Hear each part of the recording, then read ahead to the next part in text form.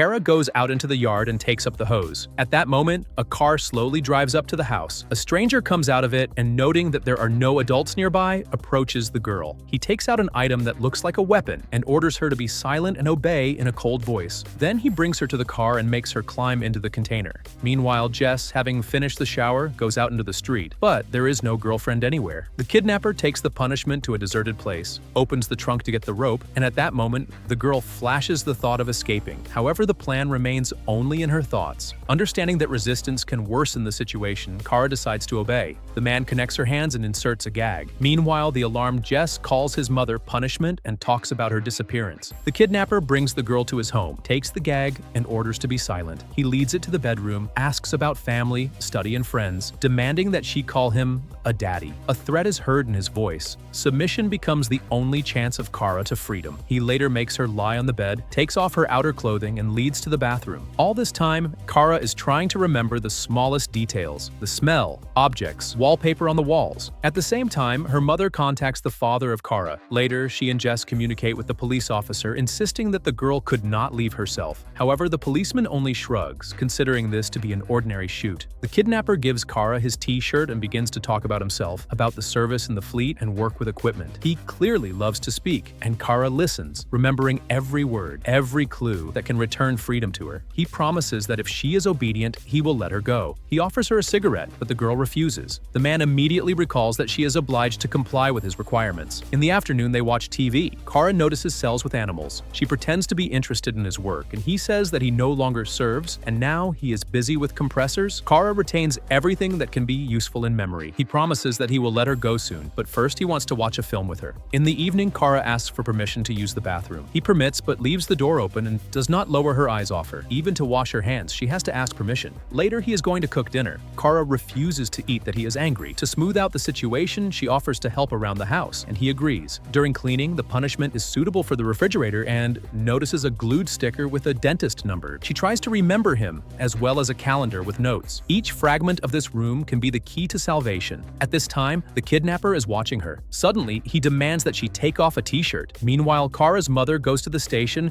and is trying to reach the sheriff, convincing him that her daughter could not escape. However, he, tiredly spreading his hands, assures that there is nothing to worry about and that the girl will soon return. In the house of the kidnapper, Kara is again sitting next to him on the couch. He turns on the news and, grinning, says, "You see, no one is looking for you." He inspires her that relatives and friends forgot about her. His tone changes, and suddenly he flashes with anger, orders to stand up and go to the bedroom. Then, in cold blood, he says that he should call and orders to climb into the container again and be silent. He puts a gag and leaves. Kara feels bad. In cramped space, without air and movement, she experiences an increasing panic attack. There is not enough air. Returning, the man notices her condition and takes off his gag. He coldly warns that if she screams, it will be worse. A few minutes later, he comes in again and, almost kindly, says that he himself suffers from panic attacks and understands what she was. He holds out a pill, assuring that it will help. Late at night, Kara notices how he opens the old heavy chest. Then, he extinguishes the light and says to sleep. The girl is ordered to lie on the bed without moving. He ties her arms and legs and lies next to her. In the morning, Kara wakes up first. This is her chance. Carefully, in order not to wake up a man, she tries to free herself, and she succeeds. Carefully rises and moves to the exit. He approaches the door, opens it, and runs out into the street. There is a car on the road. Kara rushes forward, waves his hands, and calls for help. In the cabin, two men. She begs to take her to the police and asks to remember the number of the apartment from which she managed to escape. In the police station, Kara says firmly that she was kept against her will. She calls the name and tells everything about the abduction, threats, and the house where she was held. Lieutenant Rowland carefully listens to her. Sergeant Jenkins, meanwhile, is trying to find out from men where they found a girl, but they call only the street and did not have time to remember the house number. The lieutenant tells Kara that her mother turned to the police 17 hours ago. He dials a number. When the mother picks up the phone, Kara, not holding back her tears, whispers, "Mom, take me home." The officer asks if she can indicate exactly where that apartment was. Kara replies that he certainly does not know, but is ready to go. Suddenly, he will know something. The lieutenant says this will help in the investigation. When they come to the place, Kara cannot immediately determine which apartment it escaped from. All houses look the same. Then, the police decide to ask passers. One of the local men, after listening to the description, shakes his head. There are many of them here. Suddenly, Kara recalls there were cages with animals in the apartment and a huge poster with the image of a wolf. The man immediately revives. "It seems I know who we are talking about," and calls the apartment number. The police are going there. Meanwhile, Kara's mother mother comes to the station. Upon learning that her daughter was taken to the crime scene, she was outraged, but soon the punishment returns and calms it itself. The sheriff arrives at the apartment and gives the order to storm, but the man has already disappeared. He managed to escape before their arrival. Sergeant Jenkins again asking Carr. She says that the kidnapper served in the Navy, that his wife was now in Disneyland, and that he had a parrot named Clyde. She also calls the dentist's name and the phone number that she saw on the refrigerator, and adds that he had problems with anxiety. He went to the psychiatrist. The police are amazed at how much information this girl was able to remember. Each name, every detail, all this becomes evidence. Thanks to the Square, they will be able to find and punish the guilty. A doctor enters the room. Kara should undergo a medical examination. Meanwhile, in the house of the kidnapper, the police find women's clothing. This discovery speaks of terrible. Kara may not be the first victim. Throughout the city, leaflets with a photograph of the wanted person appear. Sheriff Price comes to the area where Kara's mother turned on the first day. He reports that the suspect was already involved in crimes against girls, and Kara almost got into the list of his victims. He is perplexed why Sheriff Stefanski did not begin to search at once. When Kara returns home, the neighbors are going to support it. The girl is uneasy from such attention, but Sergeant Jenkins explains that people are just worried and want to help. However, Kara does not want to be a victim. Anae is not broken. She wants to live as before. She later tells her mother that she wants to meet her boyfriend Ryan. Mother is sharply against. She is afraid to lose her daughter again. Kara does not understand why he should change his life and live in fear. She wants to be an ordinary girl as before. Mother is silent, not daring to let her go. In the meantime, the suspect's wife comes to the station. She claims that she does not know where he is and does not believe in his guilt. Soon a man's sister appears and reports that he recently called and is now hiding in one of the hotels. The police leave immediately. Sheriff Stefanski comes to the Square home, but the girl meets him coldly. She remembers that he did not believe in her disappearance. He warns the criminal is still free and may return. He says that he had other sacrifices, those who did not return. But Kara is not afraid. She demands that the police do their job. Soon, Sheriff Price receives a message. The suspect escaped, but the trail is already reaching for him. The police are sure that they are close. He is amazed. This little girl not only escaped from the monster, but also helped to track him down. Price again visits Kara to report that the detention is about to take place. He tells her important words. You are not a sacrifice. You are a hero. He thanks her for strength and courage and promises that it will end soon. After his departure, the punishment is going to the baseball match to support Ryan. Mother again does not want to let her go, but Kara insists she will not allow fear to deprive herself of an ordinary life. Meanwhile, the police are a trace of the suspect. He appears on the street and the chase begins. At the last moment, driven into a corner, he takes out a weapon and makes a fatal choice. Kara returns home. Mom knows what happened but does not tell her. Only the next morning she carefully tells the truth. Kara is angry. She wanted to know right away. Later, a sheriff comes to them. He apologizes for hiding events. Kara replies that evil is not to the police but to the abductor himself. She wanted to look into his eyes to see how he was falling, but the sheriff calmly says that he already understood. The girl